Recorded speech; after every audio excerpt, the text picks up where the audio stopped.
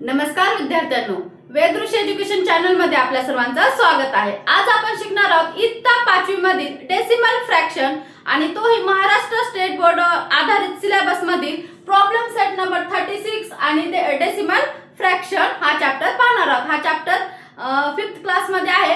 बघा, डेसिमल फ्रॅक्शनला आपण मराठीमध्ये दशांश अपूर्णांक असे म्हणतो। आता नेमकं डेसिमल फ्रॅक्शन म्हणजे काय ते आज आपण जाणून घेऊयात। आता फॉर एक्झाम्पल 9/10 अशी संख्या आहे किंवा 8/100 अशा संख्या आहेत। म्हणजे जे अशी संख्या आहेत म्हणजे जे 10च्या पटीमध्ये त्यांचे छेद आहेत, 10च्या पटीमध्ये त्यांचे छेद आहेत, त्या संख्यांना आपण डेसिमल फ्रॅक्शन किंवा दशांश अपूर्णांक म्हणतो। आणखी कुठलीही संख्या असू द्या, 64,000 असू दे, म्हणजे 10च्या पटीमध्ये ज्या ज्या संख्या येतात, 10च्या पटीमध्ये येणाऱ्या संख्यांना डेसिमल फ्रॅक्शन असे म्हणतो। आता बघा, आता इथं बघा, यांच्या छेदमध्ये 10, 100, 1000, 10 कितीही संख्या असू दे 10च्या पटीतल्या, त्यांना आपण डेसिमल फ्रॅक्शन दशांश अपूर्णांक असं म्हणायचं। नक्कीच तुमची कन्सेप्ट क्लिअर झाली असेल की डेसिमल फ्रॅक्शन म्हणजे नेमकं काय, दशांश अपूर्णांक म्हणजे नेमकं काय। आता बघा, डेसिमल पॉइंट, दुसरा पॉइंट काय तो डेसिमल पॉइंट। आता डेसिमल पॉइंट काय ते पाहूया। हा जर डेसिमल फ्रॅक्शन जर समजला असेल तर यस असा कमेंट टाइप करा मला। डेसिमल फ्रॅक्शन तुम्हाला 10च्या पटीत जर त्याचे छेद येत असतील तर त्याला डेसिमल फ्रॅक्शन म्हणतात। आणि आता आपण डेसिमल पॉइंट पाहूया। आता डेसिमल पॉइंट म्हणजे आता बघा, हा आहे डेसिमल फ्रॅक्शन, यातच पॉइंट मध्ये आता इथे किती आहे, एकच शून्य आहे, एकच शून्य आहे। अगोदर इथे शून्य लिहून घ्यायचं आणि 9 इथे लिहून घ्यायचं, म्हणजे 9च्या अगोदर पॉइंट म्हणजे एकाच संख्येच्या अगोदर पॉइंट म्हणजे डेसिमल पॉइंट। आता इथे बघा 8/100 आहे, आपण इथे 8 लिहून घ्या।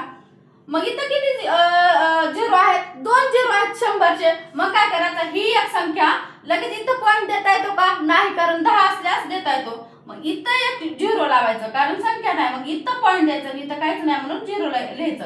मग हा झाले डेसिमल पॉइंट, म्हणजे इथं 2 झिरो आहेत तर 2 संख्येच्या इकडं आपल्याला पॉइंट द्यायचा। इथं एकच संख्या होती म्हणून आपण झिरो लिहिला। इथं बघा आता 64 आहे, 64/1000 किती आहे, 1000 आहे। इथं बघा, आता इथं किती आहेत, 3 झिरो आहेत, म्हणून 3 संख्येच्या अलीकडे आपल्याला काय करायचं, पॉइंट लावायचा। मग इथं 2च संख्या आहेत, 2च संख्या आहेत म्हणून आपण काय करायचं, इथं एक झिरो लावून घेतला आणि इथं पॉइंट द्यायचा। म्हणजे 3 झिरो आहेत, 3 संख्येच्या अलीकडे इथं पॉइंट द्यायचा, इथं काहीच नाही म्हणून आपल्याला काय करायचं, झिरो लिहून घ्यायचं। म्हणजे असं या डेसिमल फ्रॅक्शनचं आपल्याला डेसिमल पॉइंट मध्ये हे रूपांतर असं करायचं आहे। नक्कीच तुम्हाला समजत असेल तर यस असं कमेंट करा मला। समजते का डेसिमल पॉइंट म्हणजे नेमकं काय। आता बघा, इथं आहे हा एक फ्रॅक्शन आहे, हा कोणता फ्रॅक्शन आहे, डेसिमल फ्रॅक्शन आहे। याचं आपल्याला रूपांतर कशामध्ये करायचं आहे, डेसिमल पॉइंट मध्ये करायचं आहे। तर कसं करणार, इथे किती आहे, एकच झिरो आहे, एकच झिरो आहे, तर मग काय करायचं, एकाच संख्येच्या अगोदर इथं पॉइंट द्यायचं, म्हणजे 85.4 झाला। हा डेसिमल पॉइंट मध्ये याचा आपण कन्वर्ट केलेला आहे। त्याचप्रमाणे आपल्याला प्रॉब्लेम सेट 36 आहे। मग आपण प्रॉब्लेम सेट 36 मधील उदाहरणे पाहूयात, त्यामुळे तुमची कन्सेप्ट क्लिअर होईल। 5वीच्या विद्यार्थ्यांना तुमची कन्सेप्ट क्लिअर झाली आहे का, डेसिमल फ्रॅक्शन म्हणजे काय आणि डेसिमल पॉइंट म्हणजे काय, ठीक आहे। आता आपण पाहूयात आता आणखीन एक सांगायचं विसरले, मिक्स फ्रॅक्शन असतात, मिक्स्ड फ्रॅक्शन। आता बघा इथं 29 चला 10 हे जे असतात हे कसे असतात, हे मिक्स फ्रॅक्शन असतात। आता याचं डेसिमल ह्याच्यामध्ये रूपांतर करताना, डेसिमल पॉइंट मध्ये रूपांतर करताना कसं करायचं, 20 ला 20 लिहून घ्यायचं, प्लस काय करायचं, इथं किती आहे, याच्या खाली 9च्या खाली किती आहे, 10 आहे, 10 वर किती शून्य आहे, एकच शून्य आहे। मग एक संख्येच्या अगोदरच पॉइंट द्यायचा आपल्याला, म्हणजे 9च्या अगोदरच पॉइंट द्यायचा, इथं लिहायचं। मग आपण काय करायचं, यांची बेरीज करायची। बेरीज कशी करायची आहे तुम्हाला माहिती आहे, 20.9 आन्सर आलं ह्याचं। सोपं आहे का मिक्स फ्रॅक्शनचं। आणखीन एक उदाहरण पाहूयात।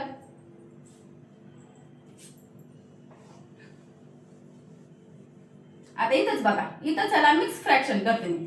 मग 8 आपण लिहिलं प्लस इथं किती आहे 10 आहे 10 आहे 10 म्हटल्यानंतर किती एका संख्येच्या अगोदरच 0 म्हणजे 0.9 मग याचं ऍडिशन करा म्हणजे 8.9 याचं आन्सर झालं आपल्याला म्हणजे मिक्स फ्रॅक्शनचं सुद्धा आपल्याला डेसिमल पॉइंट मध्ये रूपांतर खूप सोपं आहे इझी आहे आता प्रॉब्लेम सेट नंबर 36 पाहूया 36 मध्ये काय दिलेले आहेत हे 5 गणित दिलेले आहेत प्रॉब्लेम दिलेले आहेत आपण बघा आता पहिला आहे मिक्स फ्रॅक्शन मध्ये दिलेला आहे याला आपल्याला कन्वर्ट करायचं आहे डेसिमल पॉइंट मध्ये कन्वर्ट इनटू डेसिमल पॉइंट मग काय करायचं आपण 3 प्लस मग इथं किती आहे खाली छेदामध्ये 10 आहे मग इथं एकाच संख्येच्या नंतर आपल्याला पॉइंट येणार आहे मग कसं लिहायचं 0.9 आणि ह्याचा फायनल आन्सर काय होईल 3.9 आहे ना सोपं याचंही तसंच बघा 1 प्लस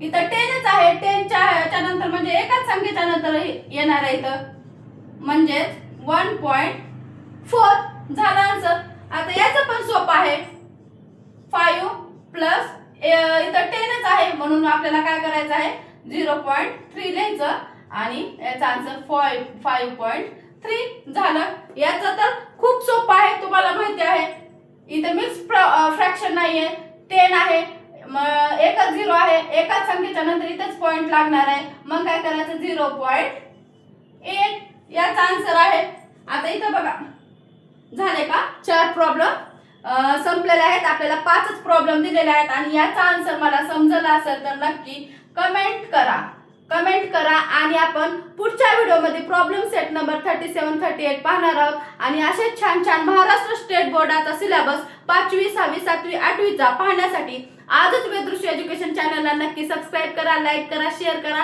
आणि नेक्स्ट व्हिडिओ तुम्हाला कोणत्या चॅप्टरचा मॅथ मधला पाहायला आवडेल ते मला नक्की कमेंट करा भेटूयात नेक्स्ट माहितीपूर्ण व्हिडिओमध्ये